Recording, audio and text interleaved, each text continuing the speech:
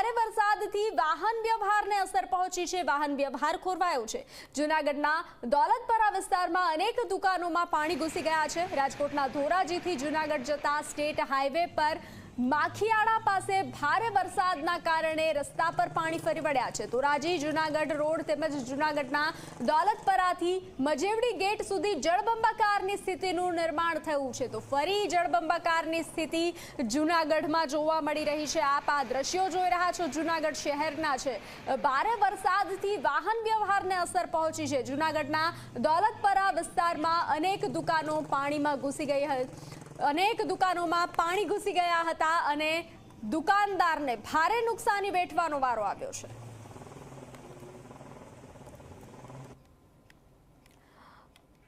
તો જૂનાગઢ ખેડ પંથકમાં વરસાદી પાણી ફરી વળ્યા છે। કેશોદ નજીક ખેડના મુખ્ય માર્ગ પર પાણી જ પાણીના દ્રશ્યો સામે આવ્યા છે। બાળકીને ક્રેનથી હોસ્પિટલ લઈ જવાની ફરજ પડી હતી। મંગલપુર, આખા, મઢડા, સોંદેરડા સહિતના ગામ તરફ જવાના માર્ગ પર વરસાદી પાણી ભરાયા છે। નેતાઓ અને અધિકારીઓ ખેડની સમસ્યાનું નિરાકરણ નથી લાવી શક્યા તેવો આરોપ સ્થાનિક લોકો કરી રહ્યા છે। તો દર વર્ષે આવી સ્થિતિનું નિર્માણ થાય છે અને આપ આ દ્રશ્યો જોઈ રહ્યા છો। પાણીમાં ગરકાવ થયું છે। ખેડ પંથકમાં વરસાદી પાણી ભરાયા છે। કેશોદ નજીક ખેડના મુખ્ય માર્ગ પર પાણી જ પાણી ફરી વળ્યા છે। ત્યારે બાળકીની તબિયત લથડતા બાળકીને ક્રેનથી હોસ્પિટલ લઈ જવાની ફરજ પડી હતી। મંગલપુર, આખા, મઢડા, સેંદેરડા સહિતના ગામ તરફ જવાના માર્ગ પર પાણી ભરાયાના આ દ્રશ્યો સામે આવ્યા છે।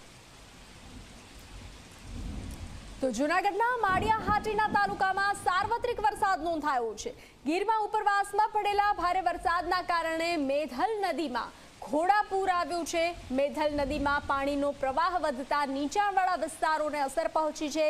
નીચાણવાળા વિસ્તારોને એલર્ટ કરવામાં આવ્યા છે। માધવનગર, પટેલ સમાજ, જલારામ મિલ, શાક માર્કેટ સહિતના વિસ્તારોમાં પાણી ફરી વળ્યા છે। તો ભાખરવડ ડેમ અડધો ફૂટ ઓવરફ્લો થયો છે। નીચાણવાળા ગામડાઓને એલર્ટ કરવામાં આવ્યા છે।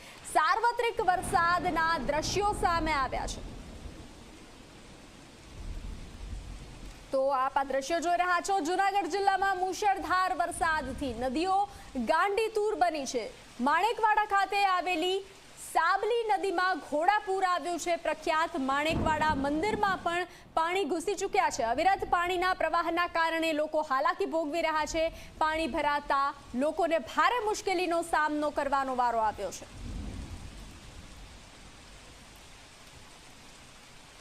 પગલે સતત મોડી સાંજથી વરસાદ, અવિરત વરસાદના કારણે જે જી મીડિયાની ટીમ પહોંચી છે માણેકવાડા ગામ ખાતે, ત્યાં મંદિરોમાં પણ પાણી ઘૂસ્યા છે। જો વાત કરવામાં આવે તો સાબલી નદીમાં અવિરત પાણીના પ્રવાહને લઈને મંદિરોમાં પણ પાણી ઘૂસ્યા છે। આપણે મંદિરના સ્થાનિકને પૂછીશું, શું નામ તમારું? મારું નામ રમેશભાઈ ચુડાસમા, હું અહીંયાનો રહેવાસી છું અને કેશોદ તાલુકાના આ માણેકવાડા ગામમાં સાબલી નદીને કાંઠે આવેલું માલબાપા મંદિર ઘણા સમયથી વરસાદ 2 દિવસથી સતત અવિરત વરસતો હોય, જેથી કરી અને આજે મંદિરના પટાંગણમાં પણ વરસાદનું પાણી અને નદીનો ઓવરફ્લો પાણી ઘૂસી ગયું છે। નદી પણ ઓવરફ્લો જઈ રહી છે।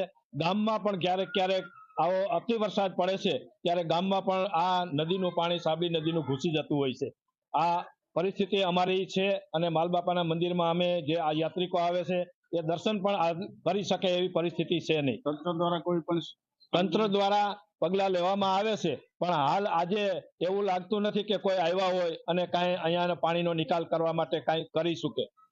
જે રીતના વાત કરીએ કે ઉપરવાસમાં ભારે વરસાદના કારણે જે સાબલી નદી છે તેમાં અવિરત પાણી આવી જતા જે માલબાપાનું મંદિર છે તેમાં પાણી ઘૂસ્યા છે અને લોકોમાં પણ ક્યાંક ને ક્યાંક મુશ્કેલીનો સામનો કરવો પડી રહ્યો છે। અશોક બારોટ, જી મીડિયા, જૂનાગઢ।